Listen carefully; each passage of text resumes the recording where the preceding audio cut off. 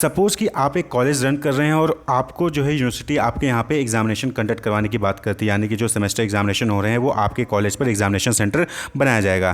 तो अब आपको क्या क्या चाहिए होगा? आपको चाहिए होगा स्टूडेंट का डेटा। स्टूडेंट का डेटा मैंने कहने का मतलब है कि आपके सेंटर पे किस डेट को किस सब्जेक्ट का एग्जामिनेशन है, कौन से शिफ्ट में एग्जामिनेशन है, कितने बच्चों का एग्जामिनेशन है, MBA का है कि बीटेक का है, बीटेक का है तो किस ब्रांच का है, ये पूरा डेटा आपको चाहिए होगा। और अगर आप बताइए कि अगर ये डेटा आपके पास अवेलेबल हो, यानी कि अगर आपने ये डेटा मैनेज करके सही से नहीं रखा है यूनिवर्सिटी ने, तो क्या ये डेटा एग्जामिनेशन सेंटर को पहुंचाया जा सकता है?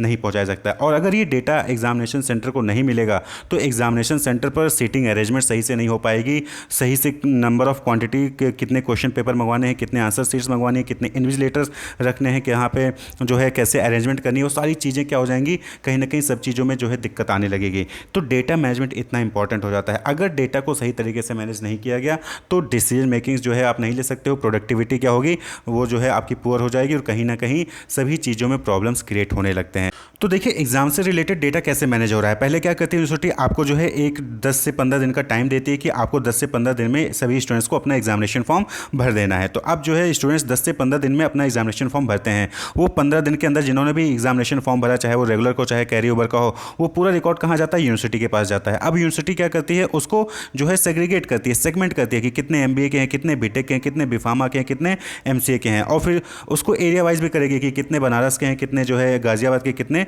नोएडा के, कितने लखनऊ के हैं। फिर उसके अकॉर्डिंग क्या करती है, वो एग्जामिनेशन सेंटर्स बनाती हैं।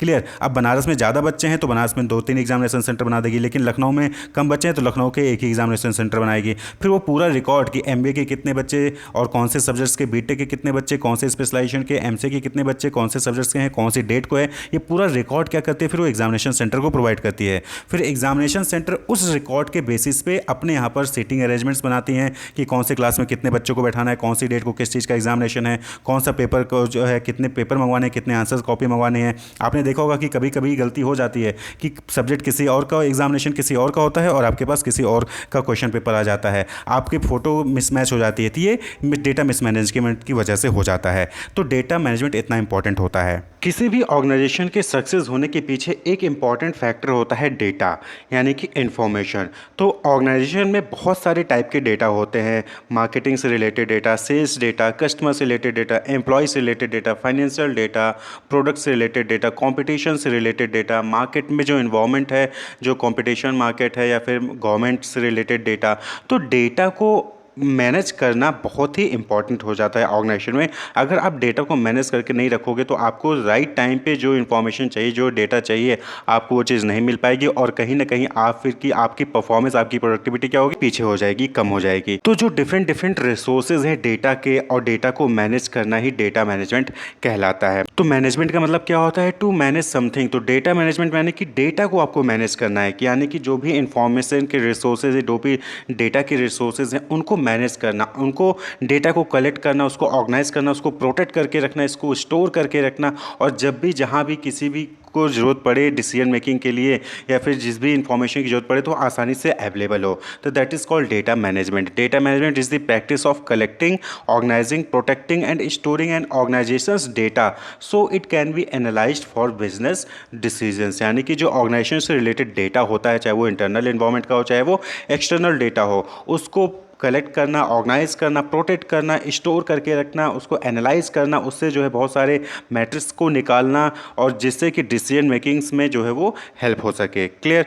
Help people, organisation and connected things optimise the use of data within the bound of policy and regulation so that they can make decisions and take actions that maximise the benefit to the organisation. तो जो data है वो क्या करता है भाई, अगर आपने डेटा को सही तरीके से मैनेज करके रखा है, प्रॉपर तरीके से मैनेज करके रखा है, तो अब जो आपकी जो परफॉर्मेंस होगी वो इंप्रूव होगी, और ओवरऑल जो ऑर्गेनाइजेशन का बेनिफिट होगा वो इंक्रीज होगा।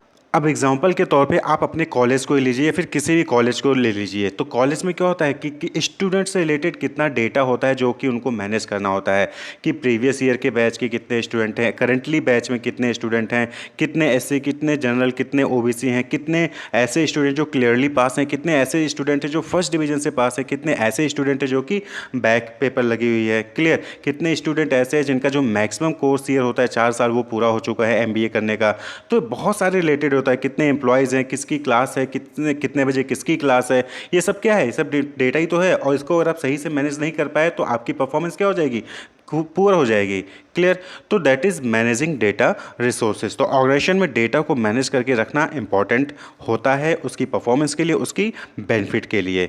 तो ये तो हो गया एग्जाम्पल कॉलेज से। एक और एग्जाम्पल लीजिए, जैसे collecting customer data from multiple sources then analyse and organise it to segment your customers by purchase history. तो यहाँ पे क्या है कि आप जो है सपोज कि आपसे बहुत सारे आपने जो है शॉप्स ओपन करके रखे हुए हैं, ठीक है, अलग अलग स्टोर पे, अलग अलग प्लेसेस पे, और आप अलग अलग प्रोडक्ट्स जो है सेल कर रहे हैं। तो आप क्या करते हो कि आप मल्टीपल सोर्सेज से डेटा कलेक्ट करते हो कस्टमर से रिलेटेड, और उसको ऑर्गेनाइज करते हो और फिर उसको सेगमेंट कर सकते हो कस्टमर के परचेज हिस्ट्री के अकॉर्डिंग, कि कौन है जो महीने में एक बार आता है, कौन है कि जो महीने वीकली आता है, कौन है जो साल भर में एक बार आ रहा है, या फिर कौन है जो कि 1000 आइटम एक साथ परचेज करता है, कौन है जो एक आइटम एक बार में परचेज करता है। तो यानी कि आप परचेज हिस्ट्री के अकॉर्डिंग जो है उनको सेगमेंट कर सकते हो, उसको एनालाइज कर सकते हो, और उसके अकॉर्डिंग फिर डिसीजन मेकिंग ले सकते हो कि कैसे कस्टमर्स के सेल्स को इंक्रीज करना है, कैसे कस्टमर को अट्रैक्ट करना है, कैसे कस्टमर को सेटिस्फाई करना है। तो that is managing data resources. और इन सब के लिए क्या होता है कि डेटा मैनेजमेंट प्लेटफॉर्म्स होते हैं बहुत सारे, जो कि आपको हेल्प करते हैं कि आप डेटा को मैनेज कर सको। जैसे कि ईआरपी आप देखते होंगे, ईआरपी क्या है, आपके डेटा को मैनेज करता है। ईआरपी जो है अलग अलग इंडिविजुअल, आप स्टूडेंट हैं, आपका AKTU में ईआरपी लॉगिन होगा, तो ईआरपी लॉगिन में आप देखते होंगे कि वहाँ पे आपसे रिलेटेड डेटा, कि आपकी अटेंडेंस, आपका एग्जाम फॉर्म, आपका चैलेंज इवैल्यूएशन फॉर्म, आपकी फीस, आपका जो पर्सनल इन्फॉर्मेशन है, वो सारी चीज़ें वहाँ पे आपको दिखाता है। तो डेटा मैनेजमेंट, तो डेटा मैनेज था, इसीलिए जो है आपका डेटा, हर स्टूडेंट का डेटा वहाँ पे जो है सही तरीके से शो होता है। आपने देखा होगा कभी कभी डेटा प्रॉब्लम आती भी है, कभी कभी क्या होता है कि आपके कोई सब्जेक्ट्स नहीं शो हो रहे होते हैं, कभी जो है आपके पेपर कोड गलत हो जाते हैं। तो ये क्यों हो जाता है, कहीं ना कहीं क्या होता है कि डेटा मिसमैनेज हो जाता है, डेटा मिसमैच हो जाता है। तो इस वजह से जो है आपके पेपर कोड, आपके सब्जेक्ट नेम या फिर आपका फोटो नहीं आता है, तो डेटा मिसमैनेजमेंट की वजह से हुआ। तो डेटा मैनेजमेंट अगर होगा तो कभी भी कोई भी एरर्स नहीं होंगे, और आसानी से जो है सभी की परफॉर्मेंस, सभी को इन्फॉर्मेशन प्रोवाइड होती है। तो नीड ऑफ डेटा मैनेजमेंट की बात करें कि डेटा की मैनेजमेंट करने की क्या ज़रूरत है, क्यों ज़रूरत है डेटा को मैनेज करना। तो सबसे पहली चीज़ कि to help in decision making, आपको डिसीजन लेना है तो वहाँ पे आपको जो है डेटा मैनेज करने के लिए ज़रूरत पड़ेगी। और डेटा मैनेज सही तरीके से होगा तो आपके पास सभी अप टू डेट जो है अवेलेबल इन्फॉर्मेशन होगी, और जो है क्विकली आपके पास इन्फॉर्मेशन मिल जाएंगी, और आप जो है डिसीजन मेकिंग्स कर सकते हैं। अब सपोज कि आपको रिजल्ट, आप AKTU 1B पे जाके देखते हो रिजल्ट, वहाँ पे दिखाता है कि आप जो है 4-5 कैरी ओवर में फेल हो, और वहाँ पे आपने एग्जाम दिया था और पास हो चुके हो, लेकिन वहाँ पे अप टू डेट नहीं है, डेटा सही तरीके से मैनेज नहीं है। तो आपको लगे कि यार मेरा तो अभी भी कैरी ओवर है, लाओ फिर से कैरी ओवर का फॉर्म भर देता हूँ, और बाद में पता चलता है कि आप पास हो चुके हो। तो ये क्यों हुआ, क्योंकि डेटा मैनेजमेंट सही तरीके से नहीं था। तो डिसीजन मेकिंग के लिए डेटा मैनेजमेंट जरूरी होता है। टू इंक्रीज द प्रोडक्टिविटी को इंक्रीज करने के लिए, भाई आपके पास राइट टाइम पे राइट प्लेस पे डेटा होगा तो आपकी जो परफॉर्मेंस है क्या होगी, वो भी इंप्रूव होगी, जल्दी से आप डिसीजंस ले सकते हो, और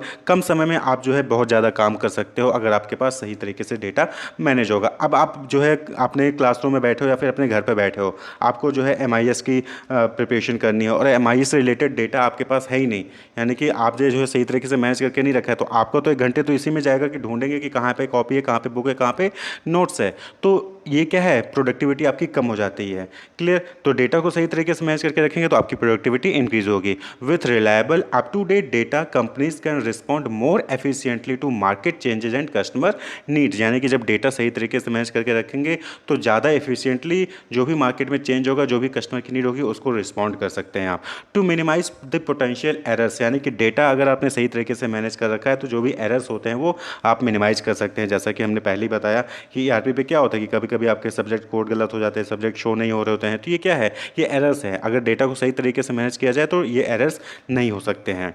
तो ये नीड होता है डेटा मैनेजमेंट का। वहीं पे to reduce data loss, data loss हो जाता है कि डेटा जो है आपका हो सकता है कि अगर आपने फाइलिंग करके रखी तो कोई फाइल फट गई, फाइल गायब हो गई, फाइल जो है मिस हो गई।